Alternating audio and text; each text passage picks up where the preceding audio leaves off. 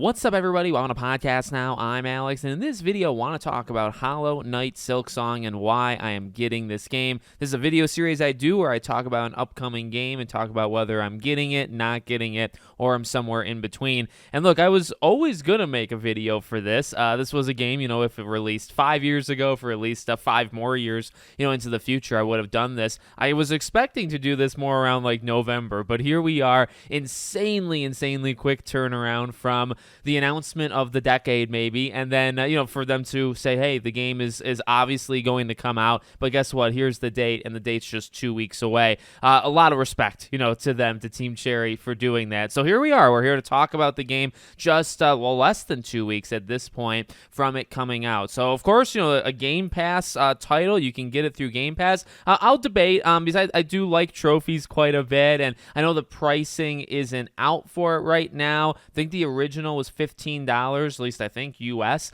So we don't know what the price is at the time, at least I'm recording this. But we'll see if I do it through Game Pass or through PlayStation. But again, will it be in my library, in my possession, I guess, in that way? 100%. This is a game that it is very, very special. I don't think, I think there's a couple different ways of looking at Hollow Knight, and I've never looked at it as the greatest game of all time. I do like Metroidvanias quite a bit, and it's just one of those franchises that, as long as you give me something a little bit different from each one, I can really indefinitely play them. I don't really ever get bored of them. I could like some, prefer some more than others. Like Dead Cells is maybe my favorite of the entire genre. Obviously some Metroids, obviously some Castlevanias, but I would say Dead Cells maybe is the best one that I've ever played. Hollow Knight's a special game, okay? It's a special game for a lot of the reasons that everybody says. The visuals are absolutely incredible. Silksong looks so good. Every time we see it, it just looks spectacular. So that's something I'm really looking forward to going back, I guess, into that world. Obviously, new character, I don't know if you want to say new playable character, right? But a character we've technically seen before. And to kind of have this new move set, new enemies, new biomes, right? All of this new stuff, and just looking at it through the visuals, that lens, I think I'm really excited for that. The music, that's something I don't think I ever really gave it a lot of credit for when it first came out. I'm actually replaying currently, and I was doing it before the Silksong announcement. I was replaying Hollow Knight, so it lined up honestly far better than I could ever have planned it out, because I didn't really plan it out. But the music is something I was trying to take kind of extra care to focus on, really try to say, okay, is there anything special here? It's not just even the music, the soundtrack is very good, but just the sound design, I think, in this game is really, really incredible. How much bigger this game is than the original. So I got the numbers, I think, wrong when I made the video a few days ago. I think the official number was, it had the original Hollow Knight at launch without the DLCs had 140 enemies. This game has 200. I think the first game had 31 bosses.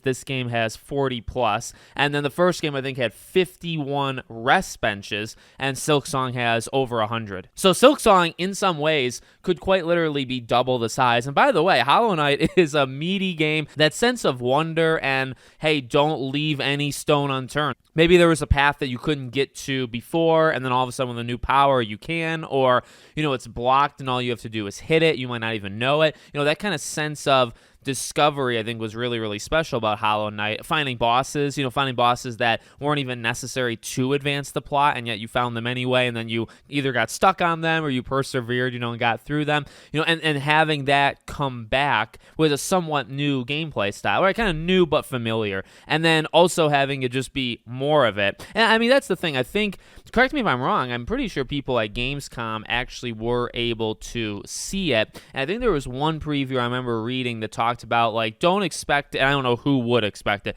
but don't expect it to be an entirely brand new thing. If you didn't like Hollow Knight, you're not going to like Silksong, because it very much comes from the same thing. In a lot of ways it might be bigger and better, but at its heart, it's the style that we had known. And honestly, don't even forget this, it started as DLC. And I'm not saying this is going to be a glorified DLC. I really, really don't think that, but it it comes from the spirit of the first game. This quest structure, right? I believe there's like 4 different like givers of quests, or 4 different areas that get put on like bulletin boards. It really just feels like so much of what we loved about the first game, and then more, and then taking those ideas, and I wouldn't even necessarily say like making them all that better, because in some ways you're just changing it up, right? Like this time we're playing as Hornet, we're gonna have a different, gameplay style to it. So like in that way, could it be improved? It might be improved, but it's also just gonna be like flat out different, right? Some things are just different, and then a lot of, I think, in the ways of, I guess, structure, what we liked about the first game, the discovery of it, the enemies, the bosses, right? That sense of like going into a new area and uncovering again like everything it has to offer. Well, let's do that, and then let's do it even more than we did in the first game. It's coming out, I will say it's coming out at an interesting time. Like this game does get priority to me, like in my own library, but like this upcoming week, we got so many games, and then even when this game comes out, I mean, there's like this game, Hell Is Us, Chronos: The New Dawn, like there's quite a bit going on all at the same time. And for me personally, like I'm getting Silksong, and then the day after I'm getting Chronos: The New Dawn. So both very, very different types of games. I don't necessarily think they will hurt each other, but it's just like, okay, well, which one well, obviously I'm going to play Silksong first, but then back forth, or do I just play like one of these games and finish them, before getting to the next? I guess I have to sort that out in my personal life, but we are in for an incredible next couple weeks, and it's going to be a pretty surreal feeling. This game being such a highly wish-listed game, I've said before, like I really think, even though it's on Game Pass, and sometimes I forget that. Sometimes I truly forget it's even going to be on Game Pass. I mean,